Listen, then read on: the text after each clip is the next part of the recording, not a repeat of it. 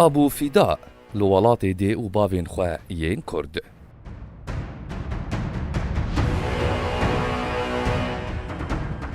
Tiştên geryanvan û erdnîgar nasa nivîsîne girêngiyeke wê ya mezin di naskirina rewşa Kurdan xwezaya welatê wan e, her wiha rewşên aborî, civakî û siyasî de heye. Ji wan dîroknas û erdnîgarnas Abu Fîda ku di sala 1273 ê Zayînê de li Şamê ji dayîk bûye.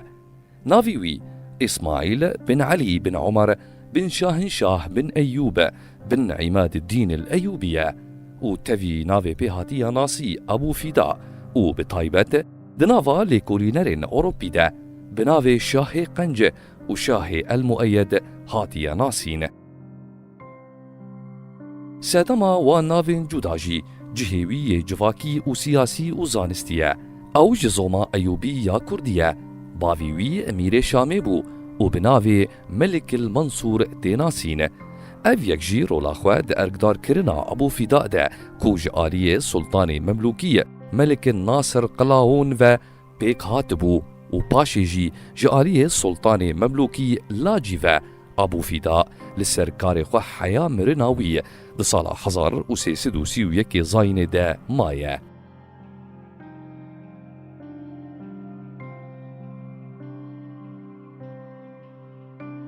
Abu Fîda li kêlek hêza xwe ya leşgerî gelek zanyariyên cuda di wêje û zanistên cuda de wergirtiye. Her wiha di biçûkaniya xwe de tevlî gelek şerên cuda bûye.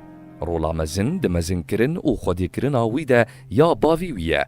Abu Fîda ne tenê giringî dida xwe, lêbelê giringî dida derdora xwe jî û bi gelek nivîskar û wêjevan di aliyê madî û manewî de bûye alîkar û her tim bi wan re diciviya. Ev yek jî bû sed emek din gohîn zanyariyên wî zêde bibin û di dawî de jî li ser nivîsên Abu Fîda bandor bikin. Abu Fîda di navbera salên 1273 û 1331 Zayînê de jiyaye. Ew jî serdema Memlûkî bû ku di navbera salên 1205 1517 Zayînê de dirêj kiriye.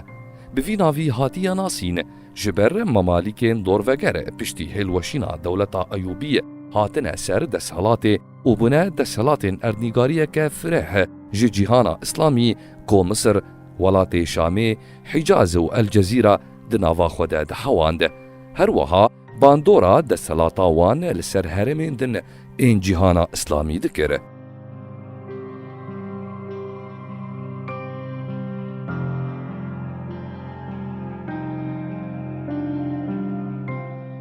Di wê demê de xeteriya Meğûlan li ser dewleta Ebasî hebû. Di wê demê de destê xwe deynane ser erdên fireh ji rojhilat û bi taybet jî piştî hilweşîna xilafetê li Bexdadê di sala 1258 Zayînê de û piştî wê berê xwedan Şamê godagir bikin. Her wiha Asyaya biçûk û welatê Roman û di nav de jî welatê Kurdan bi Kurdên Eyyûbî re ketin nava şerên mezin û paşê jî û ji demên ên Calût sala 1206 û pê ve bi memalîkan re ketin nava şer. Hin dema aramî çêdibû lê ev şer û pevçûn di ser dema ku Abu Fîda Emîrê Hemayê bû û ew bi xwe di nivîsera xwe ya dîrokî Kurd te nûçeyên Elbeşer de hin aliyên wan bûyeran ve gotiye. Tevî xeteriya Meğûlan xeteriyek din jî heye, ew jî Xezwa Selîbî ye. Eyyûbiyan bi salan erka li hember wan sekinan din girtin ser milê xwe. Di demên pêş de jî ev rol bûya memalîkan.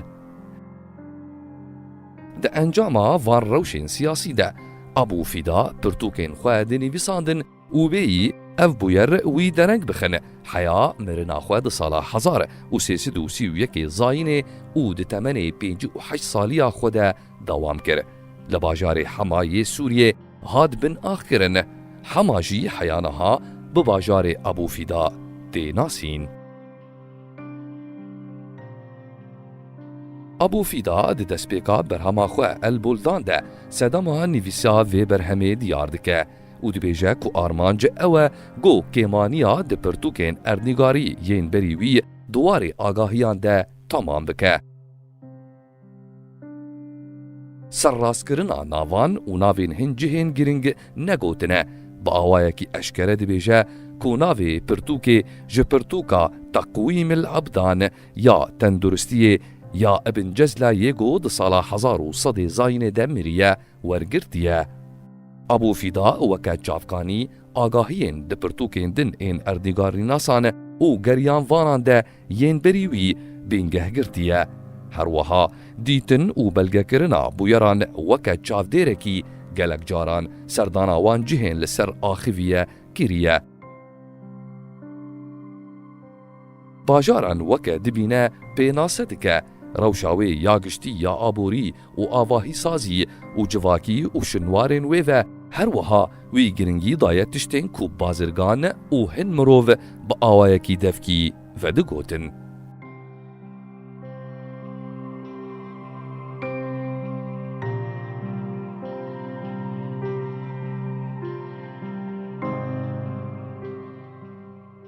Pirtûka Teqwîmil Buldan yê got Ebu Fîda di sala 1321 zayînê de bi dawî kiriye da beşî du beşan dike. Beşê yekemîn agahiyên giştî di erdnîgariya gerdonî weke destpêka pênaseya dabeşkirina erdê û xeta rast ya nîvê erdê û heft heremên wê û derdora erdê û rûpîvana wê, derya û gol û çem û ken û kurtên wê diyar kirine. Her wiha yekaniyên pîvan e, beşê duyemîn jî di nava 28 beşan de hatî, heremên erdnîgarî di nava 28 beşan de dabeş dike, cihê her heremekê û sînorê wê diyar dike. Bi vî awayî ew dibe yekemîn erdnîgarnasê ku sîstema lîsteyan di zanista erdnîgariyê de bikar aniye. Ev pirtûk li cem gelek rojhilatnasan gelekî giring bû û weke pirtûka herî baş di nava pirtûkên wê demê de dabeş kirin û yek ji nav kesên ev pirtûk pesind kiriye rojhilatnasê Fransî Rîno ye. Li heremên ku Ebu Fîda pênase kiriye herêma Çiya ye ku di pêvajoya dîroka dirêj de yek ji giringtirîn cih û warê Kurdan e û di gelek çavkaniyên İslamî yên dîrokî û erdnîgarî de hatiye vegotin. Ebu Fîda jî bi navê Welatê Çiya bi bîr aniye. Ew jî heman herêma got beşê rojhilat jê li çem Selcuqiyan di qernê duwazdan de bi navê Iraka Ecaman hatiye nasîn. Ew jî beşê herî mezin ji herêmê ye. Beşê Rojava jî biçûk e û bi navê Kurdistan hatiye nasîn. Anha jî Kirmanşah û Baxtîran û Kurdistan Senendec û beşên Rojava ji Hemezanê li Îranê ne û beşê başûr jî ji Ezerbîcana Rojava ye.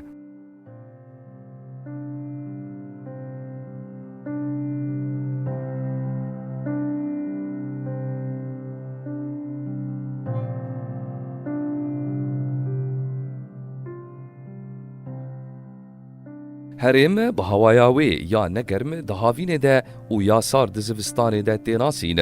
Berf li ser çiyayên wê gelek dibare. Bêguman jî navê xwe ji xweza û ken û kurtên xwe wergertiye ku çiyayên gelekî bilind lêne. Her bajarek di nava çiyan de ye, her wiha gelek çem di wan derare diherike. Welatê Çiya û yan jî Iraka Ecem bi vî awayî di pirtûka Teqwîmil Buldan de hatiye. Ew jî herêma 19 di nava pirtûkê de ye. Ebu Fîda sînorê wê dinexşîne ji aliyê Rojava ve Ezerbîcan, ji aliyê başûr ve beşek ji Iraqê û Xozistanê û ji aliyê Rojhilat ve Fenfaza Xorasanê û Farsê û ji Bakur ve welatê Dîlim û Qezwîn û Erreyên. Ew jî niha erdên li aliyê Bakur Rojavayê Îranê û heya gola Ormiyê dikevin û dirêj dibe û digihêje deştê Iraqê yên Rojava heya digihêje Çolistana Îranê ya mezin li aliyê Rojhilat. Di nav de jî herêmên Çiya yên Rojhilatî Ezerbîcanê ne diyar dibe کو ابو فیدا هین هرم لسر هرما چیا زیده کرن این وکه باجار اردبیل یانجی اربیل وکه بینگاها شهر زوری دیار کریه.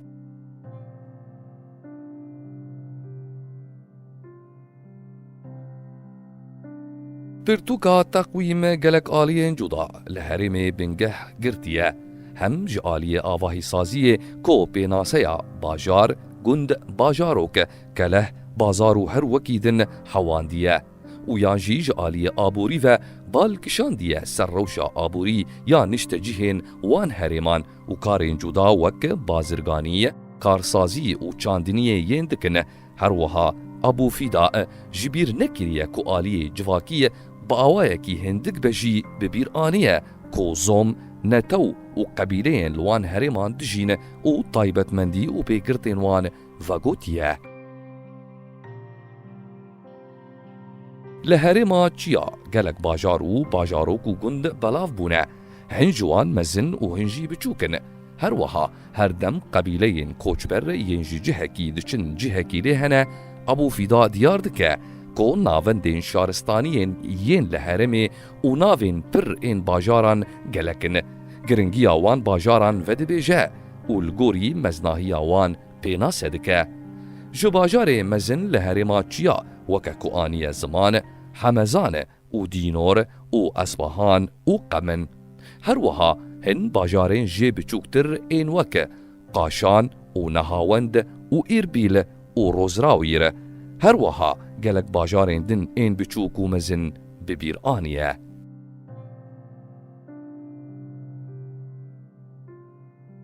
فیدا ددما پیناسه کرنا وان باجار و باجاروکان پیناسه دکه دبیجه کوی گرنگی دایه سر ورگرتنا جی پرتوکین ارنگار ناسان و بطایبت جی پرتوکین ابن حوقل و یاقوت الحموی و ابو سعید و المهلبی و دهن جهان دجی تنهن تشت لیزیده کرنه جوان باجارین پیناسه کریه و کرد گلکی لی بلاف بون و هبون باجار اصفهان یانجی اصفهانیه.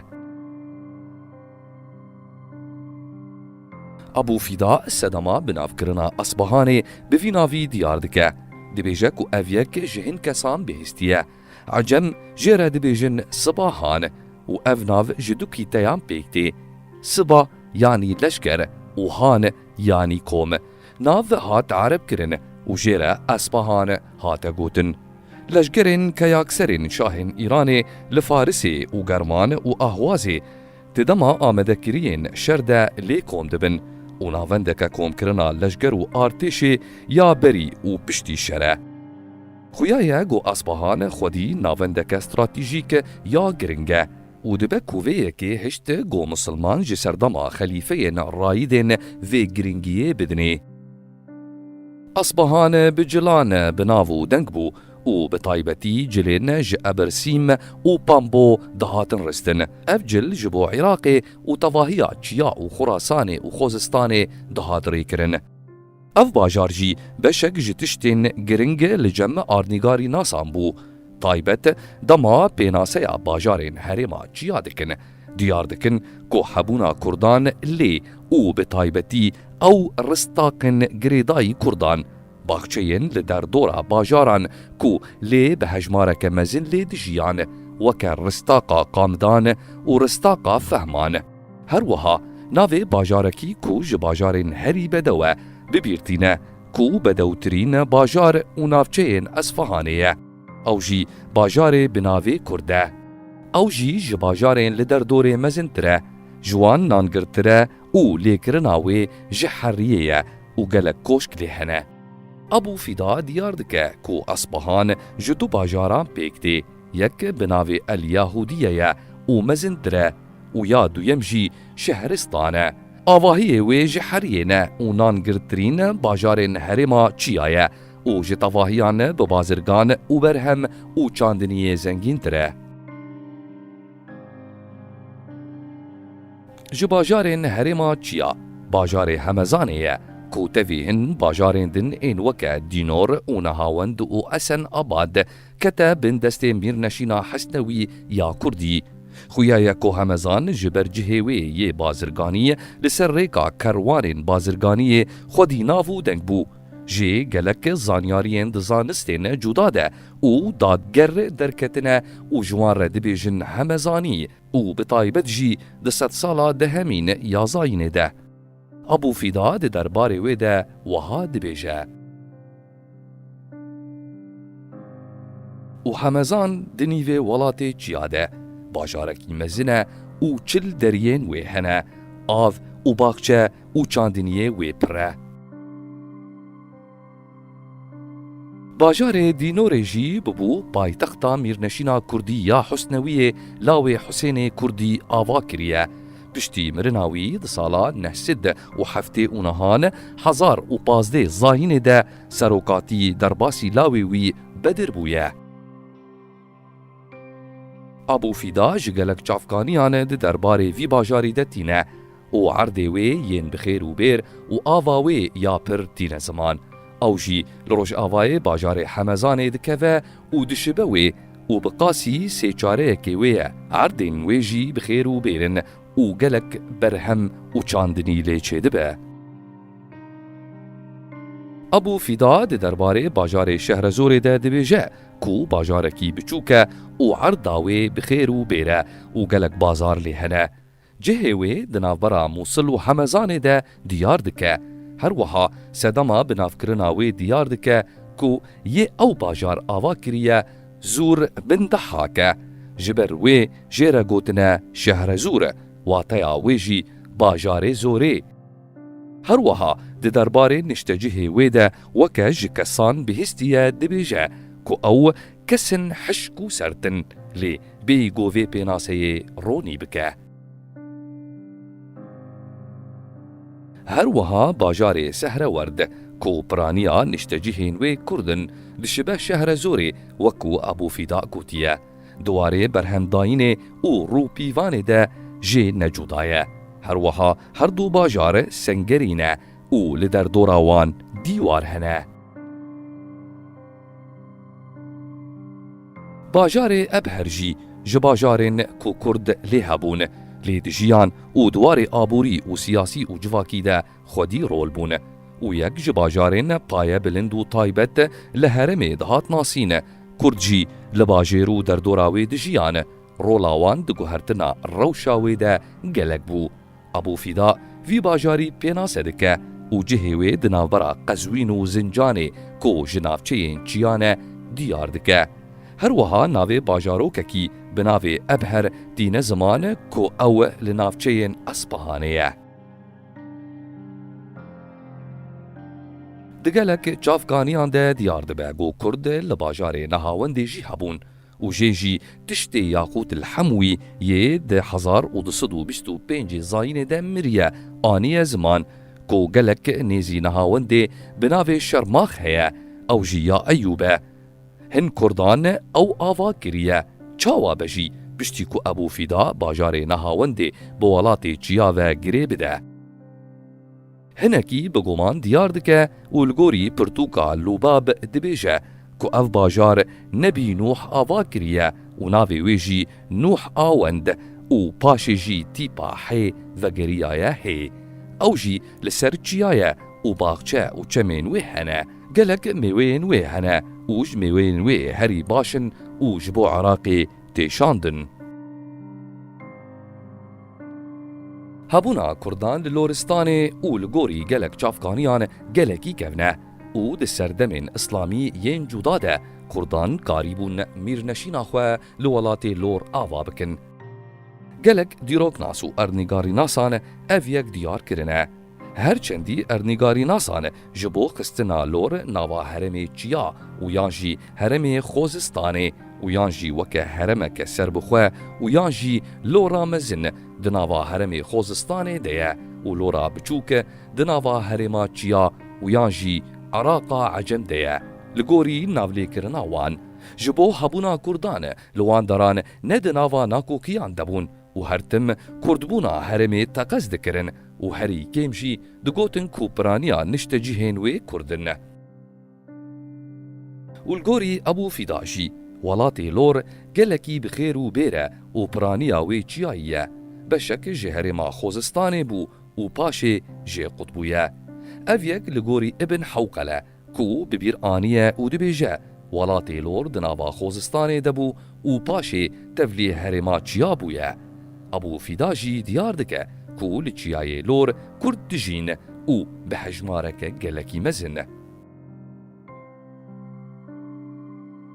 Bajarê Sumêra li welatê Çiya yek ji bajarên herî bedewe.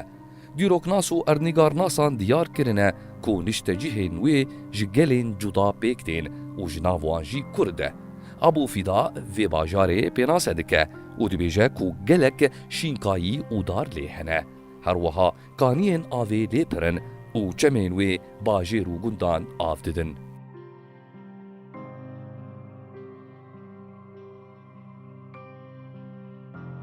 Ebû Fîda diyar dike got Helwan bajarekî li ser Çiya ye bi ser Iraqê ve ye. Lêkirina wê ji herî û keviran e, berf her tim lê heye û bi hinar û hejîrên xwe gelekî navdar e. Ebû Fîda Helwan di nava herêma Iraqê de dabeş kiriye û dawiya sînorê Iraqê bi Çiyarê ye. Lê dîsa diyar dike got hin kesan ew di nava herêmê Çiya de dabeş kiriye. Ew der xwedî xwezayeke Çiyayî ye û xwezaya ernîgarî jî ji Iraqê bêtir nêzî herêma Çiya ye. Sedema gotina ku Helwan bi ser herêma Iraqê û Çiya ve ye ji ber nêzî hevin û yan jî di nava herêma Çiya de li gorî hîn kesan gelê wê ji Ereb û Ecaman, Kurd û Faris pêk tên. Ebû Fîda bajarê Îrbîl yan jî Erbîl tevlî welatê Çiya kiriye û bingeha welatê Şehrezorê ye. Pênase kiriye ku bajarekî mezin e, lê piraniya wê xerab ye û di nîvê wê de keleheke li ser girekî heye. Li derdora bajêr dîwarek heye û ji Çiya nêze. Tûnelên ku avê digihînin wir hene, her wiha mizgeft û xaniyê Sultan jî lê heye.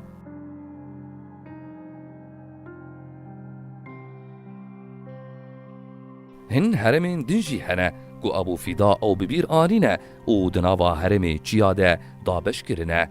Ew herem jî cuda ne û bi taybet jî aliyê mezin bûn û fireh bûn û yan jî giringiya wê û asta hebûna Kurdan lê ji wan bajaran Qesra li Sûs, Qesra Şîrîn, Qermisîn, Sîrwan, Esed Abad, Zincan, Birocerd, Sawe, Qezwîn, Ape, Girbazqan, Qum, Talqan, Qaşan, Kerc, Erdistan, Xwar, Errey û gelek cihên din û di nava beşên cuda de û li gorî navên wan û cihên wan dabeş kiriye.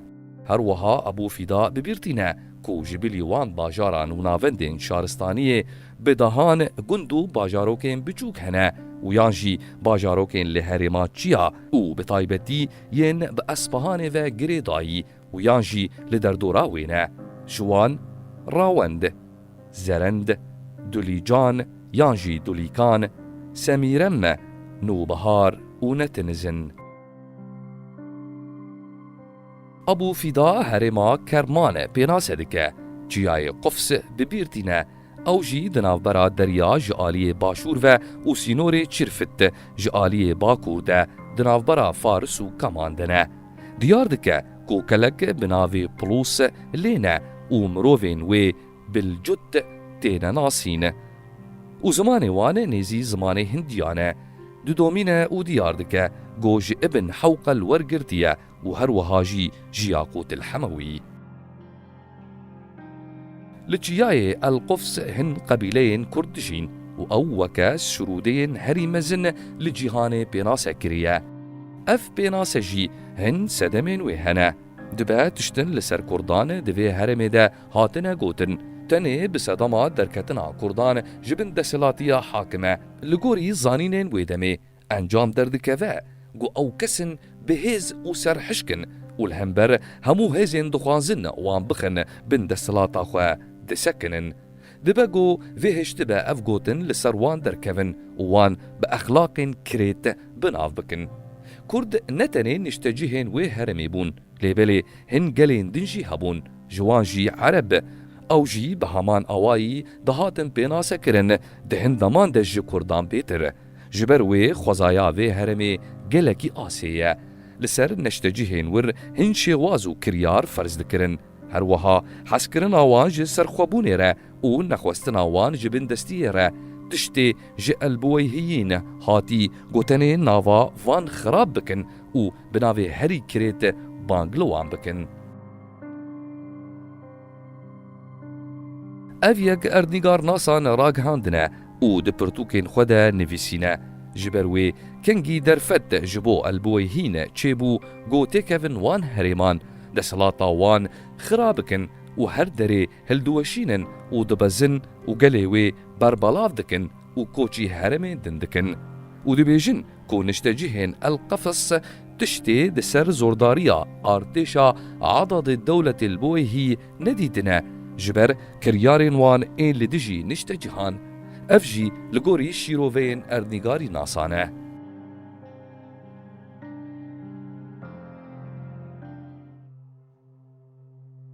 Ji heremên ku bala Ebûfîda kişandine jî Ermînya û Azerbaycan û Erranin.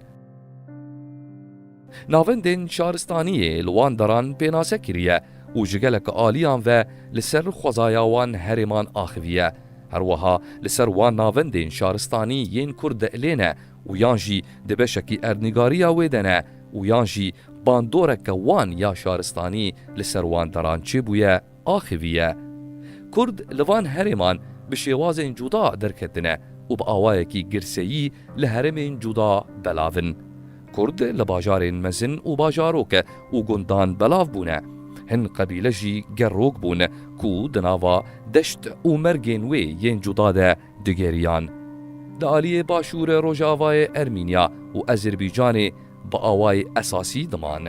Her wiha li herêma Erran ku çemê res yan jî aras wê ji Azerbaycanê qut dike belavbûna wan bi awayekî mezin bû.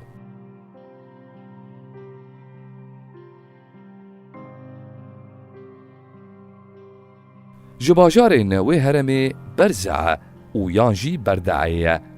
Di navbera çemên aras û kerde ye. Dişibiye giravekê û ji ber giringî û mezinbûna wê hin erdnîgarnasan ew weke dayîka Erranê dane nasîn. Ebûfîda jî diyar dike ku ev bajar vedgere serdemên beriya wan ku di wan deman de geş bû û gelek xêr û bêr û darên fêkî lê hebûn.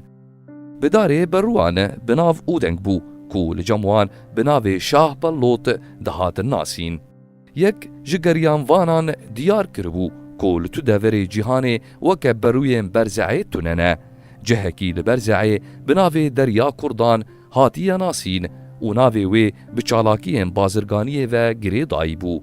Sûka bi navê Kurkî niştecihên gundan lê kon dibûn û bazara berhemên xwe yên cuda dikin. Roja yekşemê geş dibû. Diyare got Berzeyê gelekî geş bû û bi taybetî di sed sala dehemîn ya Zayînê û piştî wê ve lê bajarê di serdema Ebûfîda de bibû xirabeyek û fireheya wê kêm bibû û xisletên xwe yên ber winda kiribûn. Ebûfîda diyar dike ku bajarê Duweyîn diyar dibe got mezin bû û paşê jî vegeriyaya gundekî biçûk û giringiya xwe winda kiriye.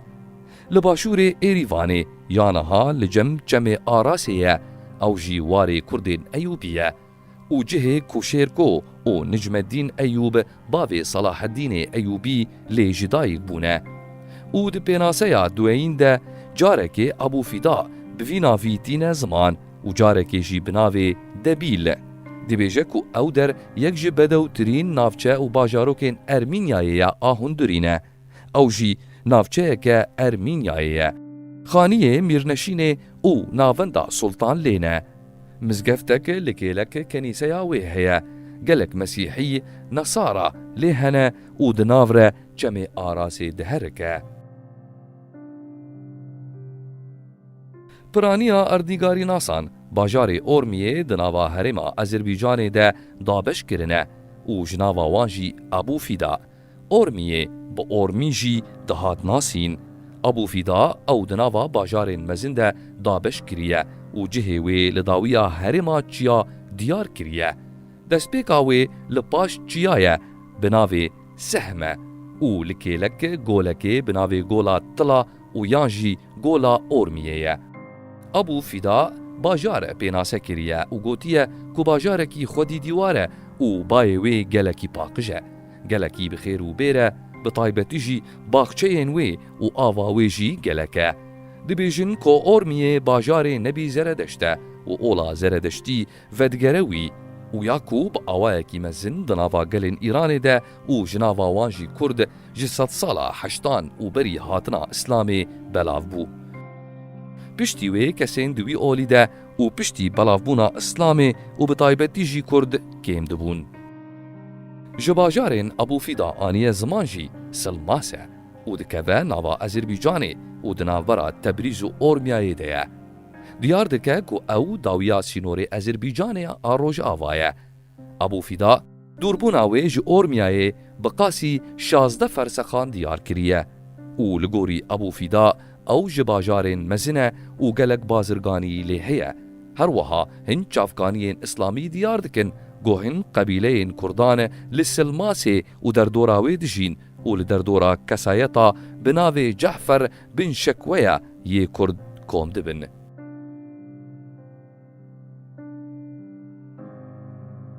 Bajarê Xelatê li Rojavayê Gola Wanê ye. Di nîvê rêka di navber Sîpanê Xelatê li Bakur û çiyayê Nemrûdê li Başûr. Navê wê jî di hin belgeyan bi awayekî cuda hatiye. Di belgeya Romanî de Haylat, her wiha li cem Ermenan jî wiha ye. û di hin belgeyên din de Exlat û Xelat hatiye. Geriyan van û ernîgarvanan û ji wan jî Abu Fîda.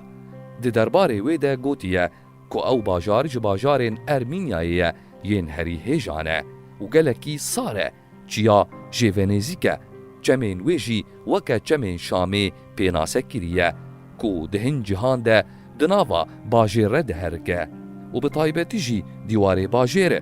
Abu Fîda diyar dike ku xirab bûye û hilwişya ye.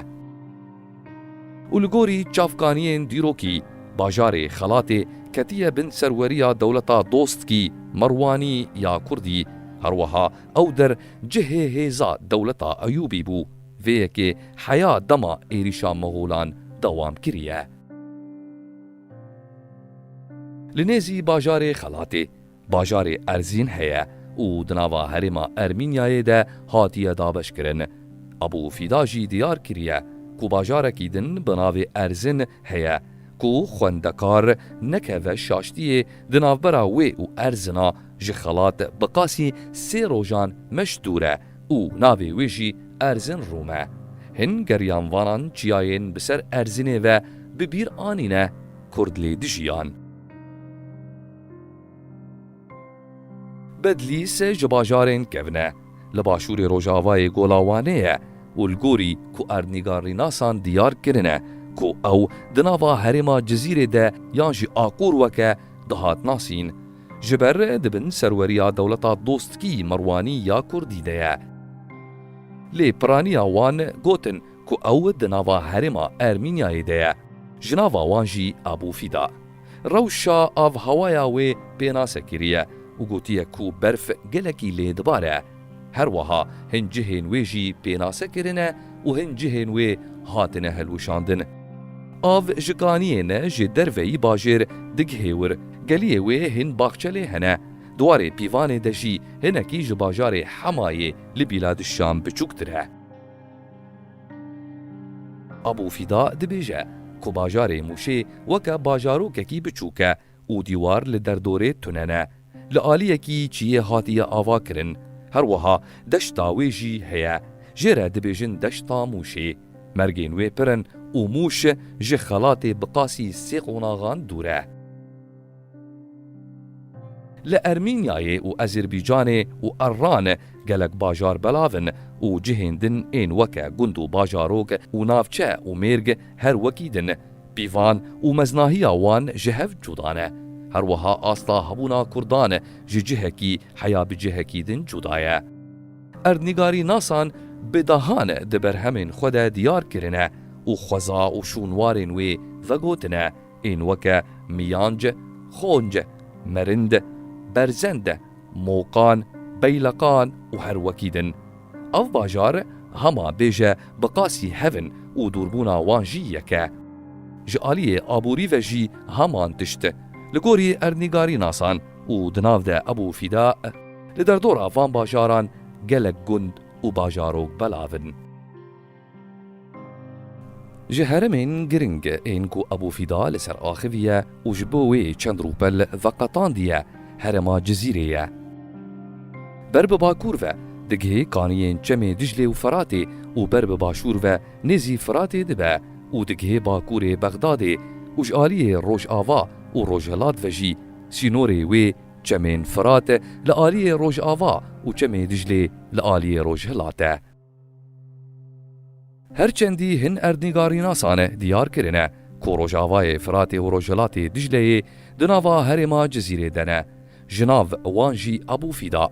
سدما وی اوه که او هرم جهف نیزن و دوار آبوری و جواکی ده وکه باجارین دن این جزیره نه.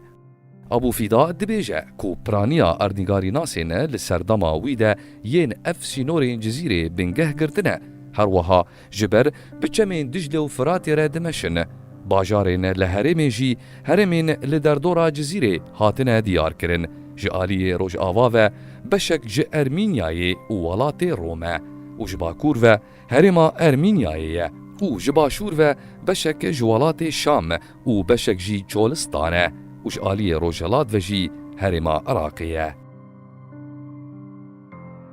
ابو فیدا جی وکه گلک گریان وانان و اردیگاری وانان ده سردما اسلابی ده ولات جزیره دا بشی سی دیار کرده دیار بکر، دیار ربیعه و دیار مدر و دبیجن که ریجه قبیلین عرب ین سی کود سردمین دسپیک ین اسلام ده کوچی جزیره کرنه و الور نشته جه بونه.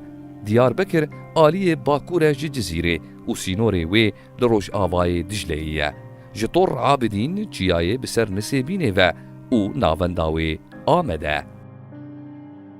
باجارین وی یه هری گرنگ ماردین و میا فارقین و ارزن و هر وکیدن جباجاران دیار ربیعه جی فرهتره و دکوه روجلات و باشور عرضا جزیره دناوبرا موصل و سریکانیه ده و ناونداوی جی موصله. باجارین وی ین هری گرنگ نسیبین، جزیره بن عمر، بلد، سریکانیه، سنجار، ازرمه، دونی سر و جبلیوان باجاران جیهنه نخاسم لسرچم خابوره دیار مدرجی روجاوای جزیره لگوما فراتا ناوینه و ناونداوی جی رقایه. باجارین وی یه هرین گرنگ حران، روها، رافیقا، سمسیات و هر وکیدن جباجارین جدا. ابو فیدا وان پیناسه دکه هنجوان به تمامی کافل بون و یانجی بشک جی و ده انجام شرو پفچونان ده در روشک بیزار دبون به طایبتی جی شرین مغول ین خرا کر. وینه کردان یه شارستانی لهرما جزیره خویاد که وکی هرمین دم گلک آواین جیانه لیهنه هن جی قبیلین گروک دبارا خواه لسر پز دکن و ین دنجی گندین چیایی ده چاندنیه ده دخبتین. لکی جی خودی کرنا پز یه سیم جی نشتجی هن باجاران ده بازرگانیه ده و کارین دستان این جدا ده کار دکن. ناوندین باجاروانیه یه کو کرد لیدجین و یانجی بشکی گرنگ بون و یانجی حاکمین بدهان وان باجارو کو گند و باخچیان بون.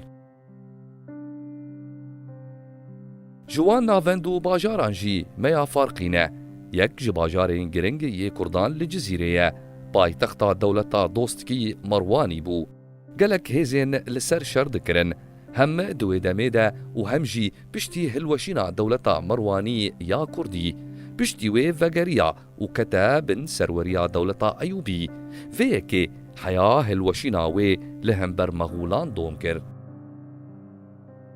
ابو فیدا وکه بنگها دیار بکر وصف دکه یعنی ناوندو پایتختاوی دیار دکه کو او دناوبرا ارمینیای و جزیره ده ev yek jî dihêle ku hin bêjin got girêdayî Ermînyayê ye û hin jî dibêjin girêdayî Cizîrê ye. Bajarê Maya Farqîn jî bajarekî dîwar kiriye. Dîwarê wê ji kevirên reş e. Av û baxçeyên wê gelek in û dişibe bajarê Nisêbînê. Çiyayeke wê jî li aliyê Bakur heye. Ji Mûsilê û derbasbûna di Hesenkêfê re bi qasî meşa 6 roja dûr e. Çemek di nav re de herike û ji kaniya Henbûs dizê. Ew li derekê derveyî bajêr û nêzî wê ye. Ev çem ava vexwarinê ya bajêr peyda dike û baxçeyên wê av dide. Li wir gora Seyfeddewlel Hemedanî heye. Ji bajarê Cizîrê jî Amed Abûfîda cihê wê li ser çemê Dicleyê ji aliyê Rojava ve diyar kiriye. Axa wê bibere û dar û baxçe û kaniyên wê jî gelek in. Diyar dike ku ew bajarekî xwedî dîwar e û ji kevirên reş yê sert hatiye lêkirin. Agir û silih li ser bandor nakin. Ew dîwar gelekî bihêzin. Her wiha Hesenkêf ji bajarê Batmanê ve nêze bibîrtîne. Abûfîda diyar dike ku di nava heremê Diyarbekirê de ye. Cihê wê li ser çemê Dicleyê ye û di navbera Cizîra Bin Umer û Meya Farqîn de ye. Abûfîda bajarê Sert, bajarê Sertê yê niha li Bakurê Kurdistanê bibîraniye. Navê vî bajarî di pirtûkên geryanvan û erdnîgarîvanan de bi gelek rêbazan hatiye. Weke Esert, Eserd, Serd. Abûfîda bajarê Sert ji bajarê El-Meerra mezintir e. Mebesta wî jî bajarê El-Meerrayê li Edliba Sûriyayê ye. Bajar li ser girekî bilind ava bûye. Li derdora wê deşt û çiya hene. Ew jî li aliyê Bakur Rojhilatê çemê Dicleyê ye û jêvene dûr e. û li gorî texmîna Abûfîda, Sert ji bajarê Mûsilê bi qasî meşa 5 rojan dûr e û ji Meya Farqînê bi qasî roj û nîvekê meş dûr e û ji Amedê bi qasî 4 rojan meş dûr e. Sert bi pirbûna darên wê navdar e û bi taybetî jî darên hejîran û hinnar û rezve. Ew jî bejîne û nayên avdan. Abûfîda diyar dike ku ava vexwarina Sert ji bîrên avê ye û li kêlek wê çiyayê bajarê Hezanê de ku ew jî gelek darên wê hene û bi taybetî jî darên berû yan jî Şabalût û dibêjin ku di ser van berûyan re tune ne li Cizîrê û ne jî li Şam û Iraqê. û Cizîra Bin Umer yan jî Cizîra Botan û yan Cizîra Kurdan jî dihat binavkirin. Abûfîda pênase dike û carna dibêje El-Beled û carna jî bajarê biçûk. Cihê wê li Bakurê Mûsilê li ser çemê Dicleyê ku li aliyê wê Rojava diherike û weke kevanekê di derdora wê re dizîvir e. Ew jî bi baxçeyên pir navdar e. Keleha Finik jî li kêleka Cizîra Bin Umer e û ew ji kelehên Kurdan ên pêşnewê ye. Abûfîda li ser bajarê Dara diaxive. Ev bajarê kevnar hîna bermahiyên wê di navbera rêka Mardîn û Nisêbînê de xuyan e. Ev bajar gelekî navdar e û gelek geryanvan û erdnîgarîvanan li ser axiviye û ji nava wan jî Abûfîda bû. Cihê wê li derdora çiyayê Mardînê diyar kiriye. Ev çiya li gorî pênaseya Abûfîda cewherên bellorê lê hene. Her wiha keleha Mardînê ya li ser wê çiyayî pênase dike. Bilindahiya wê û çawa ku ew wekî bendekê ye. Tu artêş nikarin wê bi zorê dagir bikin. Her wiha diyar dike ku Mardîn bi marên xwe yên bi jehr û kujer kelekî navdar e. Bajarê Nisêbînê di nava bajarên Cizîrê ên binav û deng de ye û gelek erdnîgarî nasan û dîrokzanan li ser axiviye. Abûfîda jî bi bêngeha Diyar-ı Rebî'a binav kiriye. Li Bakurê Sincarê dikeve, gelekî bi kulîlkên spî navdar e û li gorî Abûfîda diyar dike jî dibêjin kulîlkên sor lê tune ne û ava gulan yayê dike gelekî binav û deng bûye. Li Bakurê Nisêbînê çiyayek heye jê çemek diherike û di ser sûra Nisêbînê re derbasî baxçeyên wê dibe. Çemê Nisêbînê jî çemê Hermas e. نسيبين بدوف بشكين خوائيين بجحر بنافو دنگه. ابو فیدا دیار دکه کوچیای جودی گو گشتیا نوح لگوری چیروکین اوری لسر راوستیای او چیای نسیبینیه.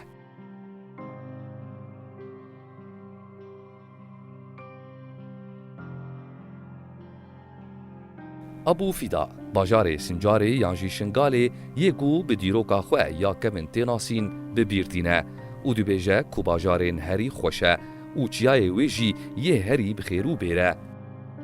او جی باجارکی خود دیواره و کلهکی وی هیا. لداویا چیا دکوه و دنیوی چولستانه ده. او باجاره تکانه یه جزیره یکو نخیل لیتی چاندن. سنجار لروج آوای موسلی دکوه و الگوری ابو فیدا بر بروج آوا و بقاسی سی روجان دوره.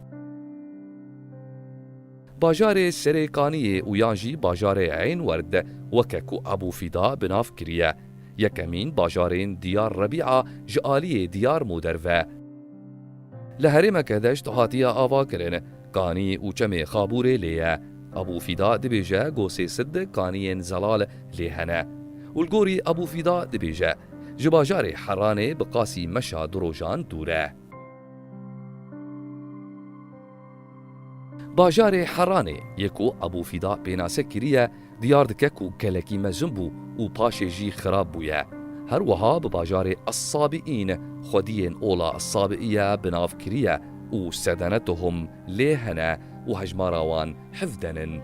خزمتا پرستگاها بلند یال سر گردکن. تیدا جهه نمیجه هیا و دبیجن کو ودگره نبی ابراهیم خلیل. باجار حرانه دارین خوهن دکبون و چاندنی کم بو. آخاوی سوره آواوی کمه و آواو خوارنه جکانیه جد دروی باجر پیدا دکن و لکیلک جی آوا بیرانه. لنزیوی جی باجار سروج هیا. ابو فیدا دیار دکه گو او دا بلد الخرابه.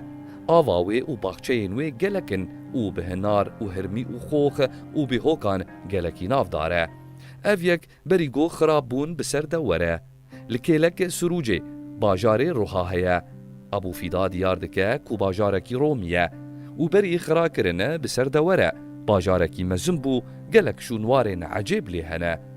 کنیسه که مزن لیه و سد دیرین نصرانیان و. موصل پشتی داگرکریا مغول بو پایتختا دیار ربیعه. ابو فیداشی وکه بینگها دیار الجزیره بنافکریه. لهرمکی دشت هاتیه آوا کرن و لآلیه وی یه روش آواجی جمع دجله هیا.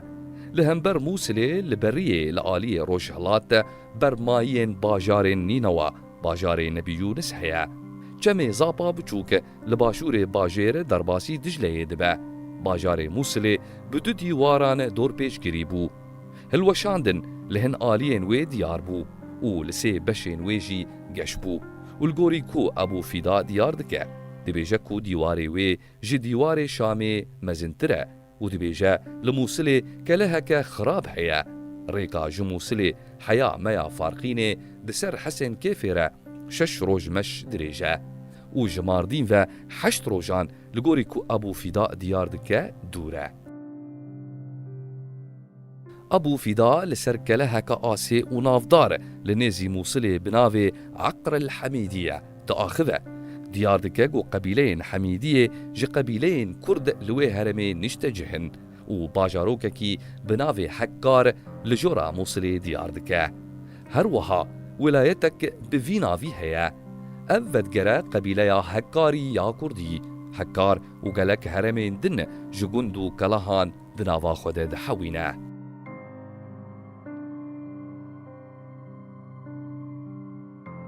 ابو فیدا برولا بلگه کرنا بویرین ده سردما ویده چیبونه دکره. چافدیره لسر سردما خوبو. گلک پرتوک ده گلک وارانده نویسینه. لی پرتوکین وی ین دیروکه و ارنیگاریه خودی جهکی جدانه. ده زانیاریان ده و به طایبتی جی پرتوکا تقویم البلدان. اف پرتوک جه پرتوک ابو فیدا ین هری نافدارن. جبره تشتی دناوا خود دحوینه جه آگاهی و ریبازی ویوه. کرد هر دم ببیر آنینه و هبونا وان لگلک باجار و گندان دیار کریه. اف درجی دکیلک بر همین ارنگاری و دیروکی ده وڵاتی کوردانە.